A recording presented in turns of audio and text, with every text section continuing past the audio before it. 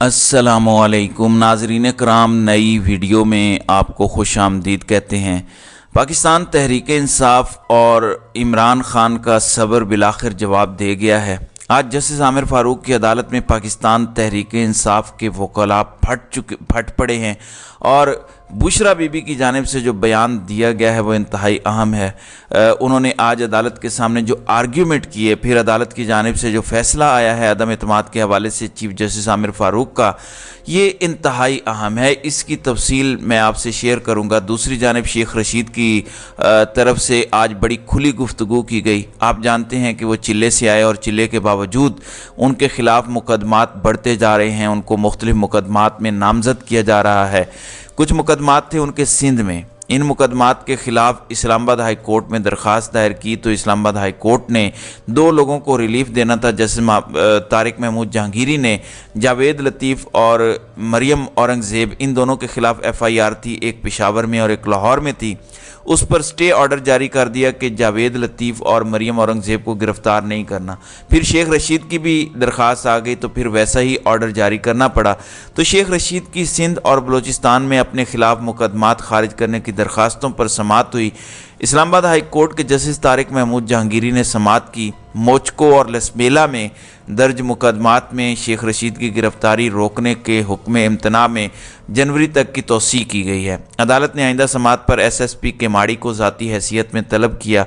अदालत ने कहा कि SSP बताएं कि अदालती हुक्म के बावजूद मुकदमे पर कार्रवाई कैसे जारी रखी गई और मुकदमा खारिज क्यों ना किया गया। लसबेला में दर्ज मुकदमात के अखराज के लिए रिपोर्ट भी भिजवा दी है। महकमे को मुरासला भिजवा दिया है। ये तफ्तीशी अफसर का कहना था कि लसबेला में दर्ज मुकदमे के अखराज के लिए रिपोर्ट भिजवा दी है और महकमे को मुरासला भी भिजवा दिया है। अदालत ने लसबेला मुकदमे के मुद्दई के नाकाबिले ज़मानत वारंट गिरफ्तारी जारी किए हैं। साथ तारिक महमूद जहांगीरी ने सवाल किया कि शेख साहब, चिल्ले से भी आपकी जान नहीं छूटी। अब आप अंदाज़ा लगाएं हमारे अदालती निज़ाम का। उनको पता है कि गैर कानूनी हिरासत में इन्हें रखा गया, उनको पता है कि किस वास्ते रखा गया, उनको पता है किस मकसद के लिए रखा गया। उसके बावजूद हमारी अदालतें ये करती हैं। एक सेशन जज अजराहे मिजाज कहते हैं कि शेख साहब, लगता है कि चिल्ला आपको उल्टा पड़ गया है। जबकि जस्टिस तारिक महमूद जहांगीरी कहते हैं कि शेख साहब, चिल्ले से भी आपकी जान नहीं छूटी। सिंध के मुकदमात में दहशत गर्दी की दफ़ात शामिल हो गई। ये तारिक महमूद जहांगीरी का कहना था। इस पर सिंध पुलिस के अफसर ने कहा कि हमारी तफ्तीश मुकम्मल हो चुकी है, हमने चालान जमा करवाना है। मेरे ख्याल में यह मुकदमा बनता ही नहीं है। तो पुलिस अफसर ने कह दिया है कि शेख रशीद के खिलाफ मेरे ख्याल में मुकदमा नहीं बनता था, शायद कोई सियासी मामला हुआ हो। तो अदालत में सिंध पुलिस अफसर ये बयान दे रहे हैं। साथ उन्होंने कहा कि मेरे पास ये केस होता तो FIR खारिज हो चुकी होती।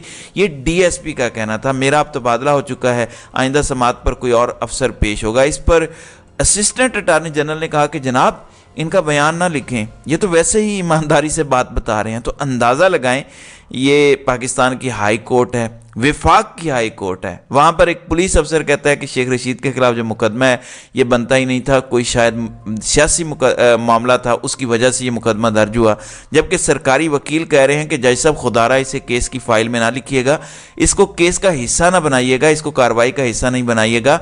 ये तो इस बेचारे ने ईमानदारी से बोल दिया है। इस पर तारिक महमूद जहांगीरी ने कहा कि आपका बयान हम कार्रवाई का हिस्सा नहीं बना रहे, ये ना हो कि आपकी नौकरी चली जाए। अब ये अदालत कह रही है। अब अदालत ने केस की समाअत को मुलतवी करते हुए इस बयान को कार्रवाई का हिस्सा नहीं बनाया। अब आप खुद बताएं, इससे बढ़कर भी सिस्टम बेनकाब हो सकता है।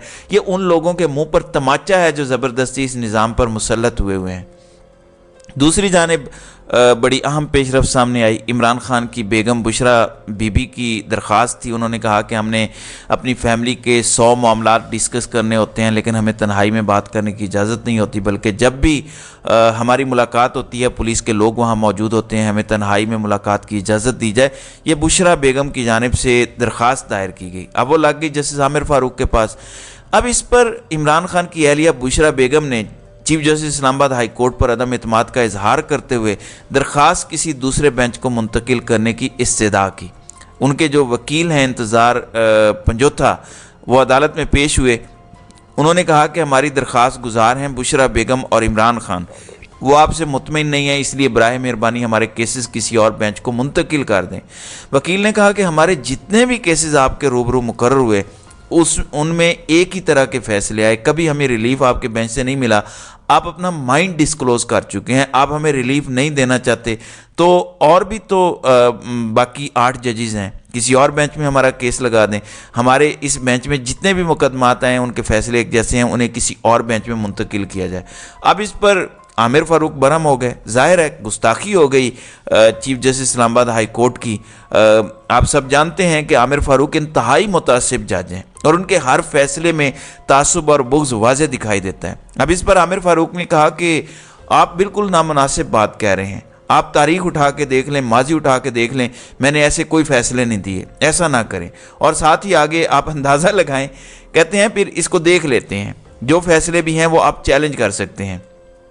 اس پر وکیل نے کہا کہ چیلنج تو تب کریں جب فیصلے سنائیں، آپ تو فیصلے ہی نہیں سناتے، آپ تو انڈے دینے بیٹھ جاتے ہیں۔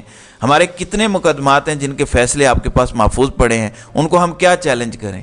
عدالت کے سامنے بینچ پر اعتراض کی کوئی وجہ نہیں بتائی گئی، آپ کے پاس کوئی سالڈ ریزن نہیں ہے۔ انہوں نے کہا کہ ہمارا بنیادی حق ہے، اگر ہمیں کسی جج پر عدم اعتماد ہے تو ہم بطور درخواست گزار عدالت کے سامنے گزارش کر سکتے ہیں۔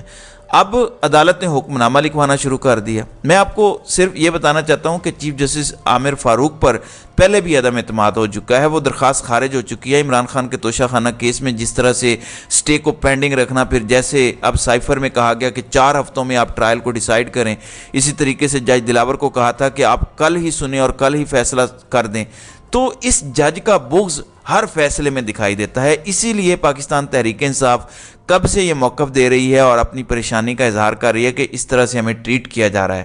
اب آپ نے دیکھا کہ وفاقی حکومت نے ایک کیس میں جسٹس منصور علی شاہ پر اعتراض اٹھایا، تو منصور علی شاہ الگ ہو گئے۔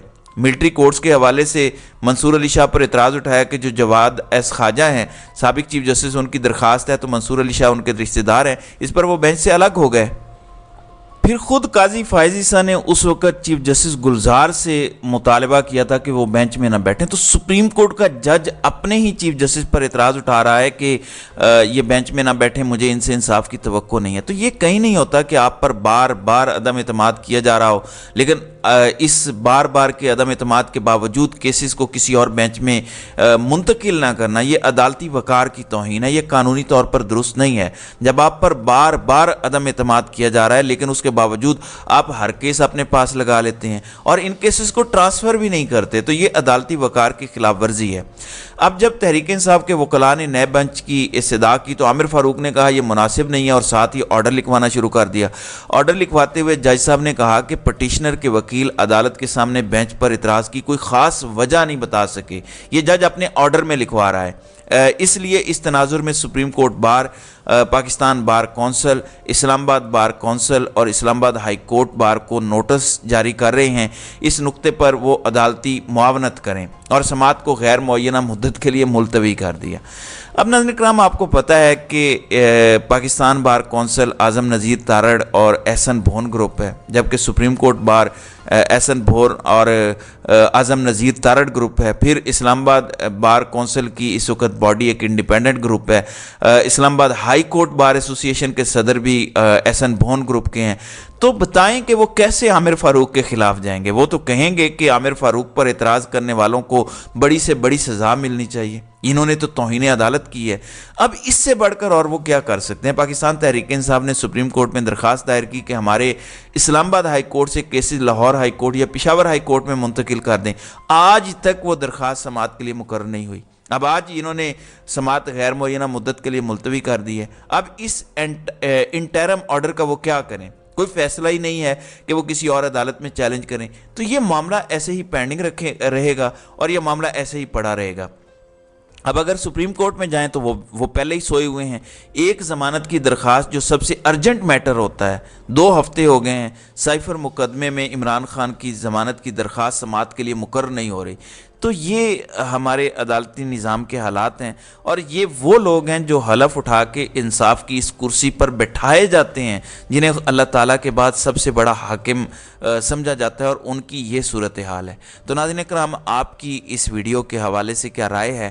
آپ اپنی رائے کا اظہار کامنٹ سیکشن میں ضرور کیجیے گا۔